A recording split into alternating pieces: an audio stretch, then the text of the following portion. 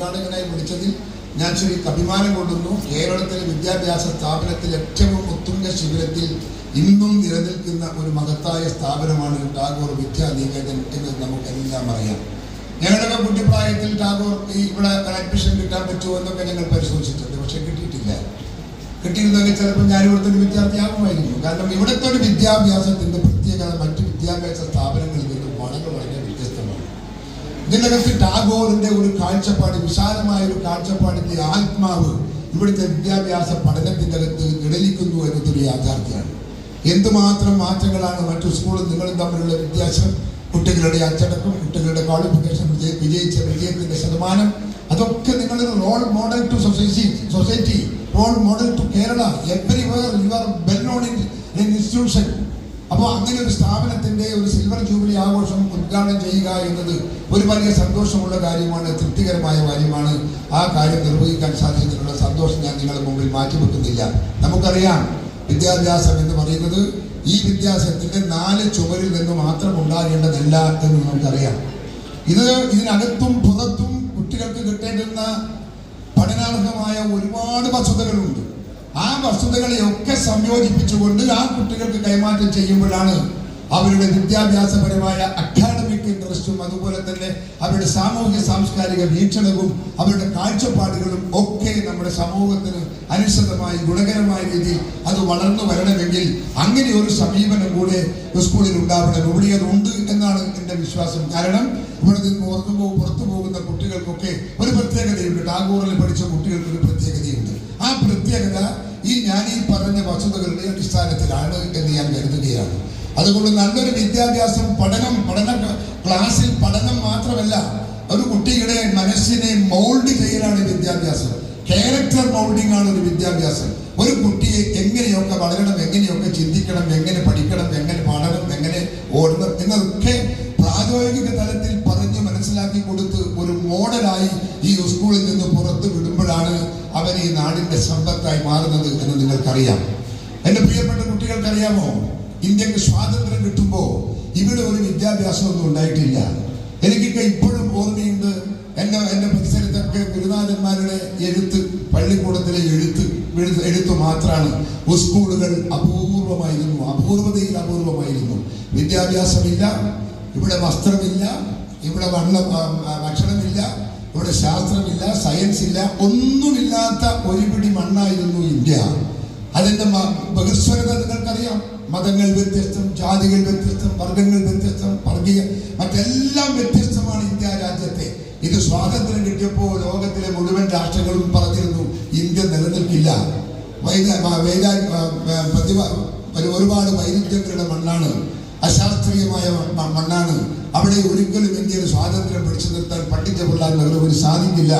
ജാതിയും മതവും തമ്മിലുള്ള സംഘർഷമുണ്ടാവും. ജാതികൾ തമ്മിലുള്ള സംഘർഷം, മതപരമായ സംഘർഷം, ഭാഷാപരമായ സംഘർഷം, സാംസ്കാരിക സംഘർഷം, ആശയപരമായ സംഘർഷം. ഈ സംഘർഷത്തിന്റെ മധ്യത്തിൽ ഇന്ത്യ രാജ്യം തകർന്നു പോകും എന്ന് എല്ലാ ലോക രാഷ്ട്രങ്ങളും പറഞ്ഞ ഒരു കാലമായിരുന്നു സ്വാതന്ത്ര്യാനന്തര ഭാരതം.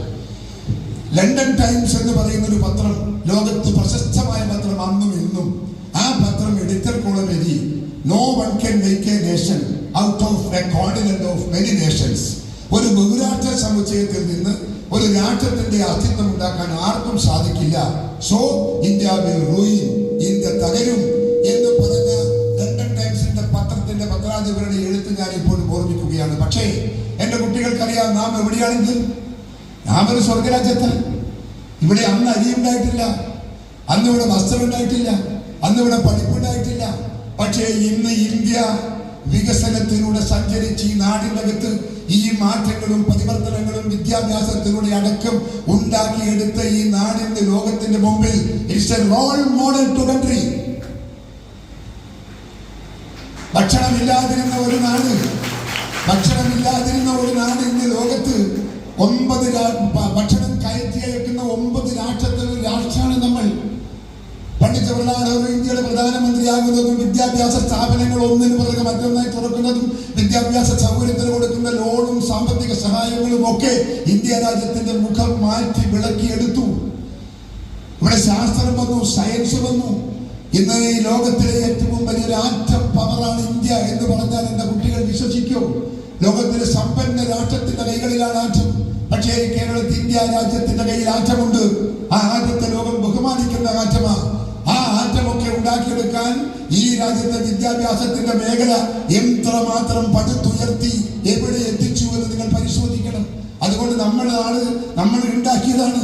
നിങ്ങളും നിങ്ങളുടെ മുൻ തലമുറയും അധ്വാനിച്ചും കഷ്ടപ്പെട്ടും പഠിച്ചും ഉണ്ടാക്കിയതാണ്. ആ വിദ്യാഭ്യാസം പുതിയ തലമുറക്ക് പകരാൻ സാധിക്കുന്ന രീതിയിലേക്കുള്ള വിദ്യാഭ്യാസ രംഗത്തെ ഒരു മാറ്റം നമുക്ക് അനിവാര്യമാണ്. ആ മാറ്റത്തിലേക്ക് പോകാൻ നമുക്ക് സാധിക്കണം. എന്റെ പ്രിയപ്പെട്ട വിദ്യാർത്ഥികളോടും അധ്യാപകരോടും ഞാൻ പറയുന്നു, ആ മാറ്റങ്ങൾ നെഞ്ചിലേറ്റാൻ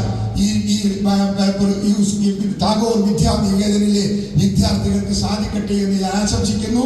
അത് നൽകാനുള്ള കപ്പാസിറ്റി, കഴിവ് അധ്യാപകന്മാർക്കും ഉണ്ടാകട്ടെ എന്ന് ഞാൻ പ്രാർത്ഥിക്കുന്നു. ഔപചാരികമായി ഈ കൺവെൻഷന്റെ ഉദ്ഘാടനം നിർവഹിച്ചതായി അറിയിക്കുന്നു. നിങ്ങൾക്ക് നമസ്കാരം ചെയ്യും.